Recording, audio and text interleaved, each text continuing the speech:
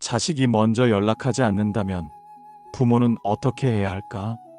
여러분, 혹시 자식이 먼저 연락하지 않으면 어떤 마음이 드시나요? 요즘 애들은 원래 다 그래 하며 애써 넘기시나요? 아니면 어떻게 부모에게 안부 전화 한 통 없는 거냐며 속으로 섭섭함을 느끼시나요?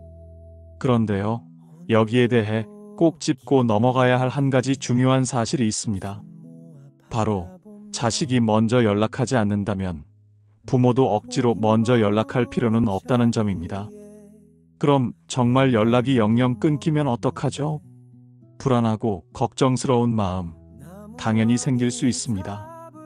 하지만 아이러니하게도 부모가 먼저 계속 연락을 할수록 자식은 오히려 마음의 거리를 더 벌릴 수 있다는 사실 알고 계셨나요? 우리는 보통 이런 실수를 합니다. 연락이 뜸해지면 자식이 나를 멀리하는 건가 싶고 이젠 애정이 식은 건가 싶어 그 불안한 마음에 먼저 안부를 묻고 자꾸 관심을 표현하게 되지요. 그런데 이 배려가 자식에게는 부담이 될 수 있고 심한 경우 부모를 회피하는 계기가 되기도 합니다. 왜 이런 일이 벌어지는 걸까요? 이제 그 이야기를 함께 나눠보겠습니다. 솔직히 한번 생각해 봅시다. 부모에게 먼저 연락하지 않는 자식들, 대체 무슨 생각일까요? 부모가 먼저 연락하지 않으면 몇 달, 심지어 몇 년이 지나도 아무렇지 않게 흘려보냅니다. 그러다가 필요할 때는 마치 아무 일 없었다는 듯 엄마, 아빠하고 도움을 청하지요. 이런 자식들, 솔직히 너무한 거 아닐까요? 첫 번째 이유는 부모를 당연한 존재로 여기기 때문입니다. 어릴 적부터 부모는 늘 먼저 다가와 주었고, 먼저 챙겨주고, 늘 기다려주는 존재였으니까요. 그래서 자식은 부모는 언제든 내 편이라는 착각에 빠집니다. 내가 굳이 먼저 연락하지 않아도 괜찮다고 생각해버리는 겁니다. 두 번째는 자신의 삶에만 집중하기 때문입니다. 요즘 너무 바빠서 연락 못했어요. 이 말 얼마나 자주 들으셨나요? 하지만 생각해보세요. 부모님은 한 번도 바쁘지 않았던 걸까요? 부모님도 일하고 살림하고 수없이 바쁜 와중에도 자식 걱정을 먼저 했습니다. 그런데 자식들은 자신이 바쁘다는 이유로 부모는 뒷전이 됩니다. 세 번째는 필요할 때만 부모를 찾는다는 점입니다. 평소에는 연락 한 통 없다가 돈이 필요하거나 도움이 필요할 때 엄마, 아빠 하며 나타나는 자식들. 그 모습을 보면 부모가 꼭 은행 같지 않나요? 필요할 때만 찾는 존재. 그런 자식들은 부모를 조건부 존재로 여기고 있습니다. 네 번째는 부모는 늘 기다릴 거라고 생각하기 때문입니다. 자식들은 생각합니다. 바쁘니까 지금은 못하고 다음에 연락하지 뭐. 엄마, 아빠는 늘 거기 계시니까. 하지만 부모님은 영원하지 않습니다. 그렇게 계속 미루다 보면 정작 연락할 수 있는 순간은 오지 않을 수 있습니다. 그땐 후회만 남습니다. 다섯 번째는 부모와의 대화가 불편함으로 느껴지기 때문입니다. 연락하면 잔소리를 듣거나 감정이 상할까봐 피하는 경우도 많습니다. 하지만 정말 그럴까요? 부모의 말 한마디, 조언 하나가 그렇게까지 귀찮고 무거운 것일까요? 부처님께서는 말씀하셨습니다. 5가지 말을 삼가라. 거칠고 상처 주며 진실 없고 이로운 바 없고 때를 놓친 말. 부모의 말이 거칠지 않고 사랑에서 비롯된 것이라면 그것은 잔소리가 아니라 삶의 등불이 될 수 있는 조언입니다. 자, 이제 한번 생각해 보세요. 여러분의 자식은 얼마나 자주 먼저 연락을 하나요? 그리고 마지막으로 먼저 연락했던 순간은 언제였나요? 혹시라도 부모가 먼저 연락하지 않으면, 영영 연락하지 않을 자식이라면 그런 관계를 계속 이어가야 할까요? 이건 부모가 자식과의 관계를 끊으라는 뜻이 아닙니다. 하지만 적어도 자식이 먼저 다가올 수 있도록 기다릴 필요는 있다는 말씀입니다. 언제나 한쪽만 애쓰는 관계는 건강하지 않습니다. 때로는 부모도 냉정해질 필요가 있습니다. 자식이 먼저 연락하지 않는다면 먼저 매달리지 마세요. 부처님은 이렇게 말씀하셨습니다. 자신의 짐은 스스로 져야 한다. 남이 대신 져줄 수는 없다. 자식의 인생은 자식의 몫입니다. 부모는 늘 곁에 있지만 늘 먼저 손을 내밀 필요는 없습니다. 이제는 자식이 먼저 다가오는 시간을 조용히 기다려보는 것도 괜찮습니다. 그렇다면 자식이 연락하지 않을 때 부모는 어떤 태도를 지녀야 할까요? 그 시작은 바로 이것입니다. 기다리기만 하는 부모가 아니라 자신의 삶을 주체적으로 살아가는 부모가 되는 것. 사람은 가까이에 있을 때는 그 존재의 소중함을 잘 느끼지 못합니다. 특히나 언제든 연락하면 받을 부모, 늘 자식만 바라보며 살아가는 부모는 더욱 쉽게 당연한 존재가 되어버립니다. 하지만 반대로 부모가 자신의 삶을 즐기며 바쁘게 지내는 모습을 보면 자식은 무의식적으로 관심을 갖게 됩니다. 요즘 엄마 뭐 하지? 아빠는 요즘 왜 조용하지? 이런 궁금함이 자식의 마음을 자극하게 되는 겁니다. 부처님은 이렇게 말씀하셨습니다. 스스로 깨어있는 이는 타인의 잠든 삶을 일깨운다. 부모가 먼저 깨어있는 삶을 살아가야 자식도 그 삶에 관심을 두고 자연스레 다가오게 됩니다. 한 심리학 연구에 따르면 부모가 자기 삶을 충실히 살아갈수록 자녀가 부모에게 관심을 갖고 자주 연락할 확률이 높아진다고 합니다. 이런 일이 있었습니다. 어느 날 한 아들이 갑자기 이상한 느낌을 받았습니다. 엄마가 요즘은 전화를 안 하네. 늘 먼저 안부를 묻던 엄마가 며칠째 연락이 없자 조금 걱정이 되었습니다. 슬쩍 SNS를 보니 어머니는 친구들과 여행 중이었고 아버지는 골프를 배우고 계셨습니다. 엄마, 요즘 뭐해? 아빠는 어디 갔다 왔어? 그날 아들은 생전 처음으로 부모에게 먼저 연락을 했습니다. 이전에는 부모가 늘 거기 있을 거라 믿었지만 정작 부모가 자신의 삶을 살아가는 모습을 보이자 오히려 궁금해지고 그 삶의 일부가 되고 싶은 마음이 생겼던 것이죠. 부처님께서는 이렇게 말씀하셨습니다. 자신을 다스리는 이는 1000명의 적을 이긴 자보다 위대하다.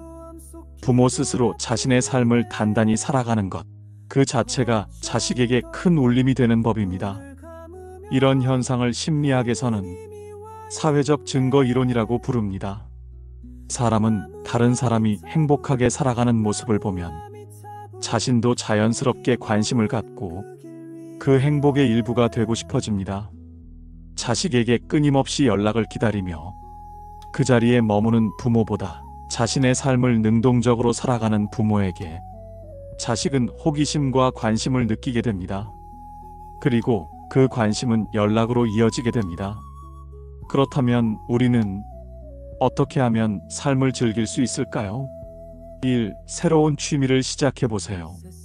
책을 읽거나 가보고 싶었던 여행지를 떠나보세요. 그림을 배우고 악기를 연주하고 산책을 하며 하늘을 올려다보세요. 부처님께서는 말씀하셨습니다. 고요한 물은 맑고 고요한 마음은 지혜롭다. 조용하고 고요한 시간 속에서 우리는 다시 삶의 기쁨을 발견할 수 있습니다. 이 사회 활동을 늘려보세요. 친구들과 자주 만나고 취미 동호회나 봉사활동도 괜찮습니다. 혼자보다는 함께하는 시간이 삶의 활력을 불어넣습니다. 삶 자신을 위한 시간을 가지세요.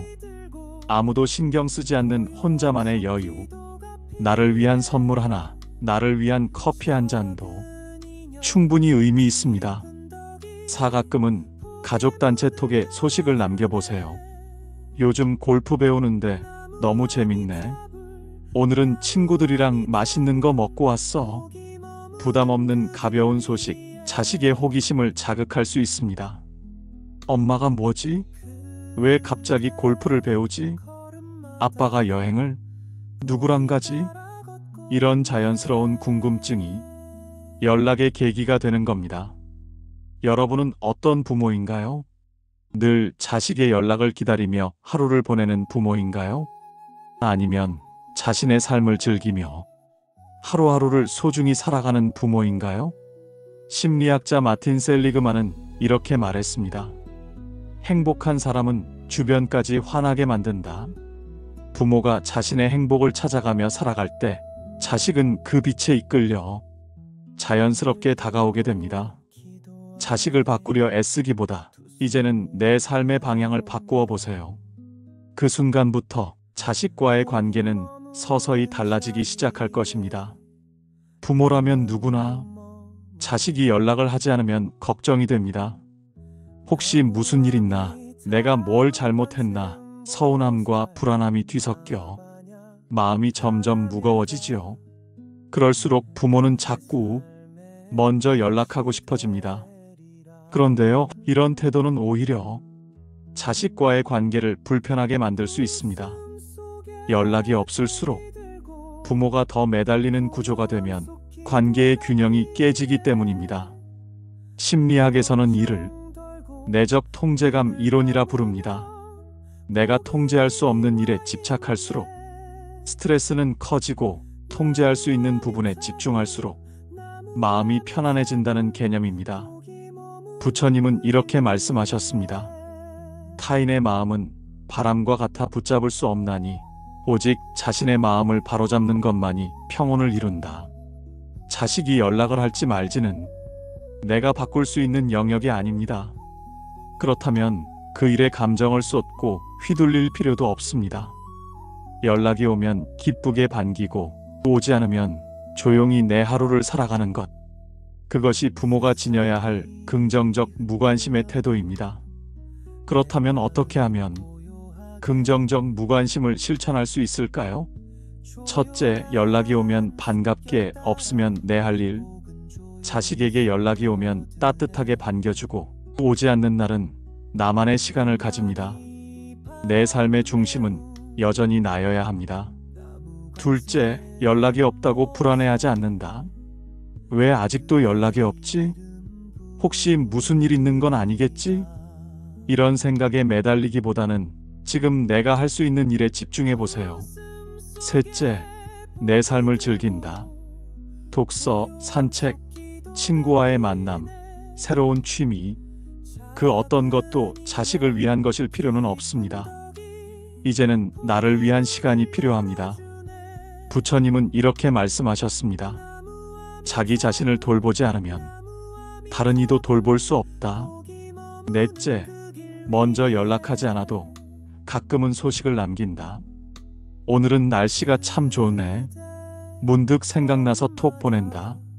시장에 갔는데 내가 좋아하던 과일이 많이 나왔더라. 이처럼 가볍게 일상의 한 조각을 전해보세요. 중요한 건 답장을 기대하거나 재촉하지 않는 태도입니다. 자식이 읽고 말든 반응이 없든 그건 내가 통제할 수 있는 일이 아닙니다. 이런 방식으로 보내는 연락은 부담 없이 읽히고 자식의 마음에 자연스럽게 여운을 남깁니다.